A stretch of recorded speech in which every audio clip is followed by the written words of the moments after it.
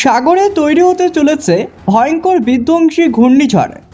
আগামীকাল থেকে শুরু হবে ঝড় বৃষ্টি, এমনটাই পূর্বাভাস জারি করল আবহাওয়া দপ্তর।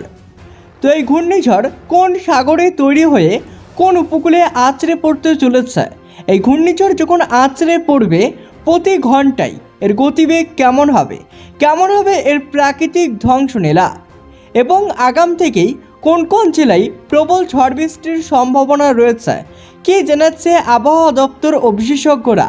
তো সবই বিস্তারিত জানিয়ে দেবো আজকের এই ভিডিওতে। ভিডিওটি অবশ্যই শেষ পর্যন্ত দেখবেন, ভিডিওতে একটি লাইক করবেন, আর আপনি এই ভিডিওটি কোন জেলা থেকে দেখছেন সেই জেলার নামটি কমেন্ট বক্সে কমেন্ট করে জানাবেন।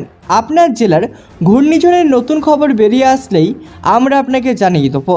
আর এমনই প্রতিনিয়ত ঘূর্ণিঝড়ের আপডেট পাওয়ার জন্য চ্যানেলটিকে সাবস্ক্রাইব করে চ্যানেলের সঙ্গে থাকবেন। তো চলুন এবার এক নজরে দেখে নেওয়া যাক। আবহাওয়া দপ্তরের তরফ থেকে জানানো হয়েছে আগামী 23 মের মধ্যে দক্ষিণ পূর্ব বঙ্গোপসাগর ও আন্দামান সাগরে একটি নিম্নচাপ অঞ্চল সৃষ্টি হতে পারে। সেখান থেকে আবারও নিম্নচাপ সৃষ্টির সম্ভাবনা আছে। এই নিম্নচাপ ধীরে ধীরে শক্তি বাড়িয়ে গভীর নিম্নচাপে পরিণত হবে। নিম্নচাপ যদি তৈরি হয় আসলে সেটি ঘনীভূত হয়ে উত্তর ও উত্তর পূর্ব দিকে এগোতে পারে। এটি আবার শক্তি বৃদ্ধি করে ঘূর্ণিঝড়ে পরিণত হতে পারে। এই সময় সাধারণত নিম্নচাপ ঘূর্ণিঝড়ের চেহারা নিয়ে থাকে। এখনও অবশ্য বিষয়টি প্রাথমিক পর্যায়ে রয়েছে। আজ আন্দামানে বর্ষা ঢুকছে।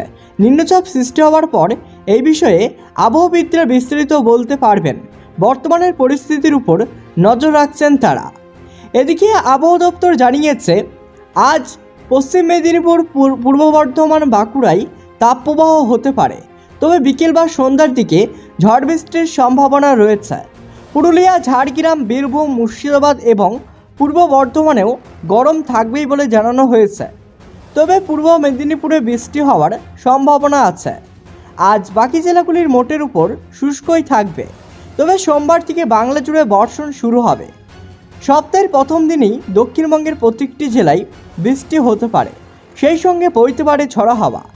মঙ্গলবার আবহাওয়া একই রকম থাকার সম্ভাবনা রয়েছে।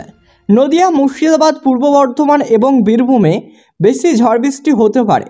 এই জেলাগুলিতে কমলা সতর্কতা জারি করা হয়েছে, তবে বুধবার থেকে আবহাওয়ার বেগ খানিকটা কমবে দক্ষিণবঙ্গের জেলাগুলিতে, তবে বৃষ্টি সেদিনও বজায় থাকবে।